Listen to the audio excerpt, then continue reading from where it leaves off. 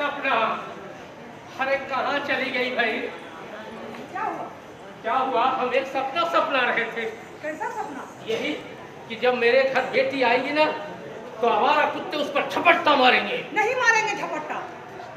हमें बेटियों को उस काबिल बना देना कि हमारा कुत्ते भी उसके रास्ते से हट जाएंगे। उसे इस तरह शिक्षित करेंगे कि देश के नाम रोशन करेंगे। फिर नाम तो आप ही का होगा ना। लेकिन मुझे डर लग रहा है सपना, डर। डर? कैसा डर?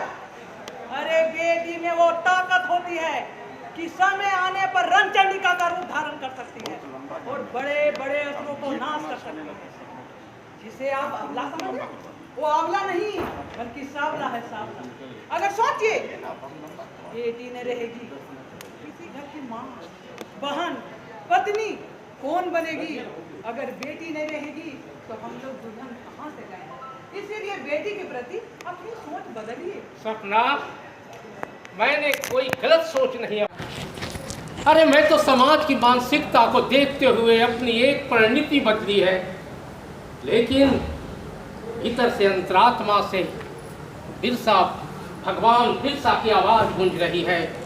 उन्होंने जो संदेश दिया, उन्होंने जो पुकार किया समाज के लिए, वनवासियों के लिए, कि अंग्रेजों ने जिस तरह से हमारी बहू बेटियों की इज्जत लूट कर उसकी अस्मत से खेला और उसकी हत्या कर दी, तो हमारे समाज की बेटियां कमती जा रही है।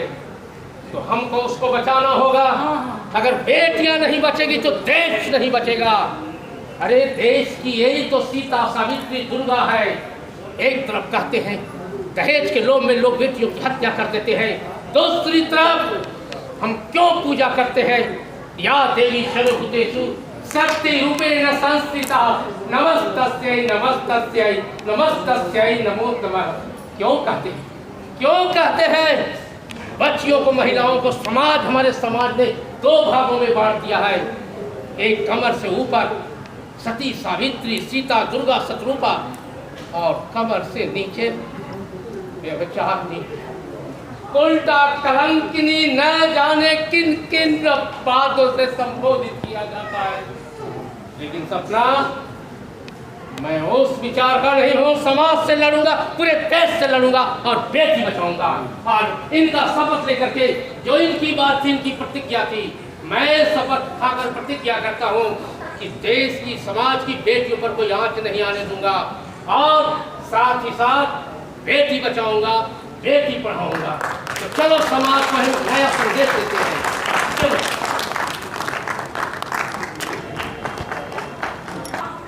माया,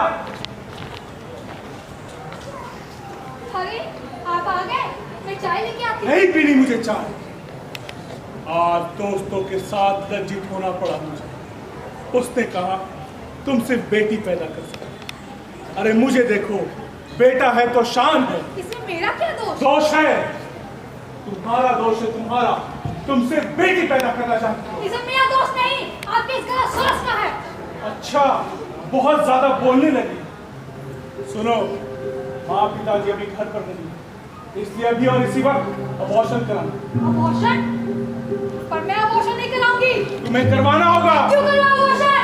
क्योंकि मुझे बेटी नहीं, बेटा चाहिए। ऐसा मत कीजिए, मैं नहीं अबॉर्शन कराऊंगी। चलो, नहीं, चलो।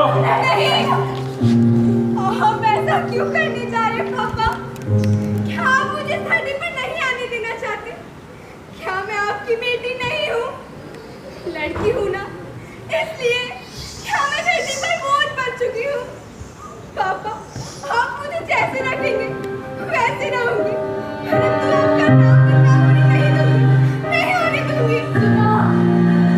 सुना हमने, क्या कहा मेरे हृदय का टुकड़ा ने? मुझे कुछ नहीं सुनना।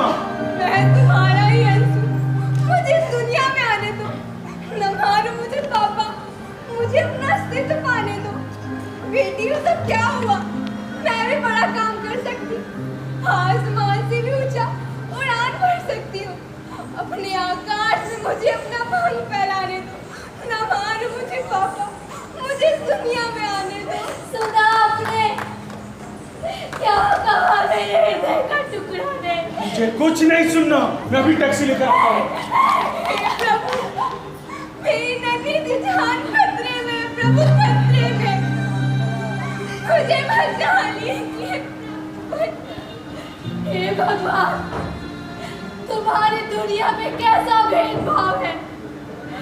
जब लड़का जन्म लेता है तो खुशियां मनाई जाती है, और जब लड़की घर में मर रही हो तो उसके भ्रूण हत्या करवा दी जाती है। हाँ, मैं उसी दिन समझ गई थी जब डॉक्टर ने मेरी तस्वीर अल्ट्रासाउंड मशीन पर देखकर लड़की होने का प्रमाण दिया था। हे प्रभु, मेरी नन्ही सी जान खतरे में, प्रभु खतरे में, क्योंकि आज मैं अपने माँ के गर्भ में 4 महीने की हो गई हूँ। हे भगवान, मेरी बच्ची, मैं तुम्हारी मनोदशा को अच्छी तरह समझती हूँ। इस दुनिया को लेके लाखों अरमान है, सपने होंगे तुम्हारे। हाँ माँ, फिर मैं जैसे जैसे बड़ी होती जाऊंगी ना, तब अपनी दूधली जुबान से मम्मी पापा कहकर पुकारूंगी। तब तुम सब भी मुझे बेटी बेटी कहकर गले से लगा लूंगी ना। हे मेरे सृष्टिकर्ता, अभी तो मेरा मन चांद सितारे देखने को करता है। मेरी बच्ची, जब तू अपने छोटे छोटे पैरों में पायल बांधकर चमचम करके नाचोगी, सखी सहेलियों के संग जाओगी, तो मेरा मन भी पुलकित होगा। हाँ माँ, पापा से कहो कि मुझे ना मारे, अभी तो फूटा हुआ अंगूर हूँ मैं। अभी समाज का हवा खाने में बाकी है। मेरी बच्ची, मैं क्या करूँ? इस समय में विवश हूँ। रहते पिंजरे में बंद हो मेरी बच्ची। मैं तुम्हारे पापा को समझाऊंगी, पर मैं क्या करूं? चलो आया, टैक्सी आ गई। मुझे कुछ नहीं सुनना। चलो चलो चलो। तो ऐसी अवस्था में बहू को कहाँ लेकर जा रहे हो? कन्या भ्रूण हत्या करवा। मुझे बेटी नहीं बेटा चाहिए। बेटा चाहिए, बेटा चाहिए, बेटा चाहिए। हाँ, इस नालायक को बेटी नहीं बेटा चाहिए, बेटा। अरे शर्म से चुल्लू भर पानी में तुम्हें डूब मरना चाहिए था। अरे तुम बेटी चाहते हो ना? बेटी चाहते हो ना? नहीं, मुझे बेटा चाहिए। बेटा चाहिए, बेटी नहीं चाहिए? नहीं, मैं यही बार बार कह रहा हूँ, बेटी चाहिए, बेटी चाहिए, बेटी चाहिए, लेकिन तुम बार बार कह रहे हो कि मुझे बेटी नहीं बेटा चाहिए। हाँ हाँ, मुझे बेटा चाहिए। तो इसी समय दरवाजा खुला है, बाहर निकल जाओ, मेरा घर खाली कर दो। जाना चाहूंगा। जाओ। पापा पापा पापा, हमें छोड़ के मत जाइए पापा, हमें छोड़ के मत जाइए। मेरी घर कट मत उजाड़िए पापा। दादाजी पापा को रोक लीजिए, दादाजी पापा को रोक लीजिए। पापा, आप सुबह से कुछ नहीं खाए, चलिए पापा खा लीजिए। आप नहीं खाए, हमें कुछ नहीं खाए पापा। मेरी बात मान जाइए पापा। पापा, मैं आपके हाथ जोड़ती हूँ, आपके पाँव पड़ती हूँ पापा, हाथ जोड़ के मत जाइए पापा, मत। उठो मेरी बच्ची, उठो।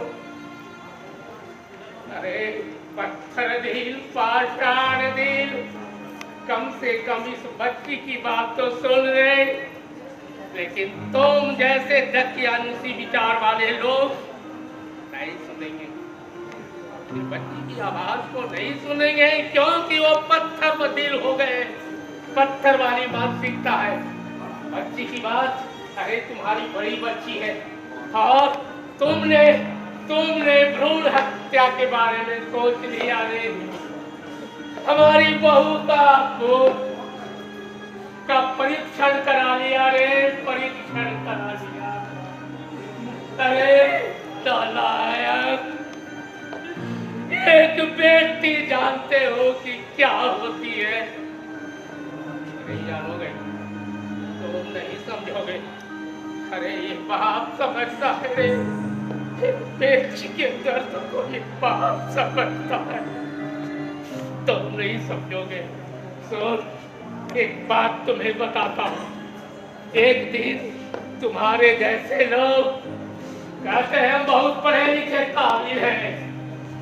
तुम काबिल नहीं हो, पढ़े लिखे जाहिल हो। जाहिल पढ़ा लिखा व्यक्ति अगर गलत कदम उठाता है उसी को जाहिल कहते हैं। तुम जाहिल हो। अब तुम्हारे जैसे जो बहू आई, आज तुम लोग किस फॉर्म में जी रहे हो? अरे हमारी देसी संस्कृति को भूलते जा रहे हो और माँ पिताजी को बुढ़ापे में छोड़ करके शहरों में जाते हो, ऐसो आराम करते हो, मौज मस्ती से रहते हो।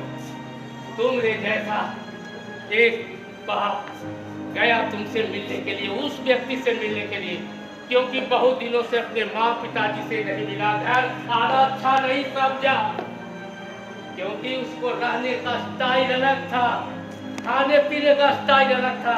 हमारे समाज से उसको नफरत लगती थी। वो माँ पिताजी दोनों गए उससे मिलने के लिए, लेकिन उन लोगों ने प्रतिज्ञा किया था कि रात में जो कोई भी आए दरवाजा नहीं खोलना है। तुम्हारे जैसे बेटे के माँ पिताजी गए, निशा काल में दरवाजे पर आवाजें लगाई, लेकिन तुमने जैसा बेटा सोचा कि मेरे माँ पिताजी आए हैं, दरवाजा खोल दे। जैसे ही दरवाजा खोलने के लिए बढ़ा, पत्नी हाथ पकड़ी और पत्नी ने कहा ये क्या करने जा रहे हैं? हम लोगों ने प्रतिज्ञा की है कि दरवाजा नहीं खोलना है। उसके बाद दरवाजा नहीं खुला और वो बुजुर्ग माँ बाप कड़ाके की ठंड में वहां से निकल गए। निशा काल में घोर अंधेरा में सड़क के किनारे एक पेड़ के नीचे सिकुड़ते हुए बैठ गया। लेकिन हमारे जिला प्रशासन का एक व्यक्ति उन्हें देखा और उन्होंने एक कंबल लाकर उन्हें ढक दिया। एक लड़की के माँ पिताजी उसी क्रम में एक दिन पहुंचे। माँ पिताजी आवाजें लगाई, लड़की अपने माँ पिताजी की आवाज सुनकर दरवाजा खोलने के लिए जैसे ही बढ़ा, वैसे ही उसके पति ने कहा कि फिर गलत करने जा रहे हैं, दरवाजा नहीं खोलना है। तब पत्नी उठी और अपने माँ पिताजी की बात के लिए दरवाजा खोल दिया। बेटा, मैं तुमसे ये नहीं कह रहा हूँ, मैं यही कह रहा हूँ कि एक दिन यही बेटी तुम्हारे लिए दरवाजा खोलेगी। यही बेटी तुम्हारे लिए दरवाजा खोलेगी। मुझे माफ कर दीजिए पिताजी, मुझसे गलती हो गई, मेरी बच्ची मुझे माफ कर। पिताजी, पिताजी आज के बाद कभी भी कन्या भ्रूण हत्या के बारे में नहीं सोचूंगा, कभी नहीं सोचूंगा। ये तुम्हारी गलती नहीं हो, ये पगले हो। आज से तुम्हें तो मैंने जीवन भर सींचा है, तुमसे गलती नहीं हुई है, गलती समाज के दोष में है। यहाँ गलती छिपी हुई है, क्योंकि लोग जाते हैं डॉक्टर के पास और मैं डॉक्टर को भी कहता हूँ कि आपने भ्रूण हत्या के बारे में पैसे के लालच में सोच लिया। अभी भी प्रत्यक्ष प्रमाण है, जांचें हो रही है, फिर भी कुछ क्लिनिक पे बेटा धनबाद में लिंग जांच हो रहा है। अरे ऊपर वाले के हम लोग डॉक्टर कहते हैं भगवान है, पैसे के लालच में भगवान नहीं बीतते, लेकिन कुछ लोग, कुछ ऐसे लोग हैं, व्यवसायी हैं जो बीत रहे हैं। सही कहा पिताजी, आपने सही कहा। मैं दोस्तों के बहकावे में आ गया था, लेकिन आज के बाद कभी भी कन्या भ्रूण हत्या के बारे में नहीं सोचूंगा और बेटी को बचाऊंगा, आगे बढ़ाऊंगा, पढ़ाऊंगा, लिखाऊंगा, सुनीता विलियम्स की तरह उसे अंतरिक्ष की परी बनाऊंगा। अरे बहुत जिला प्रशासन में बहुत महिलाएं हैं, आगे बढ़ गई है रे, पढ़ी लिखी महिलाएं हैं। और सारे झारखंड में देखो महिला राज्यपाल बनी, द्रौपदी जी और दीपिका जैसी लोग आगे बढ़ी। तो आज से हमारे समाज की बेटियां आगे बढ़ेगी। इसे पढ़ाओ लिखाओ, और ये वक्त है, वक्त को लोग छोड़ते चले जा रहे हैं। कहा गया है वक्त को जिसने नहीं समझा उसे मिटना पड़ा है, बच गया तलवार से तो खून से कसना पड़ा है, खून से कसना पड़ा है, खून से कसना पड़ा है। बेटा आओ हम सभी परिवार मिलकर फिर से एक बार प्रतिज्ञा करें कि कन्या भ्रूण हत्या के बारे में नहीं सोचेंगे और हमारे ये भगवान बिरसा हैं, इनकी जो आवाजें निकली है हृदय से, अंतरात्मा से, इनकी जो पुकार निकली है, हम उसे पूरा करने की प्रतिज्ञा करते हैं। तो बेटी बचाओ बेटी पढ़ाओ, बेटी से होता सवेरा वरना जीवन एक अंधेरा, बेटी से होता सवेरा वरना जीवन एक अंधेरा। बेटी घर की लक्ष्मी है, सीता दुर्गा काली है। बेटी बचाओ बेटी बचाओ, बेटी बचाओ बेटी पढ़ाओ। बहुत ही जीवंत मुद्दा, एक मार्मिक अपील इस लघु नाटिका के माध्यम से आपके समक्ष रखा गया है। और इस बीच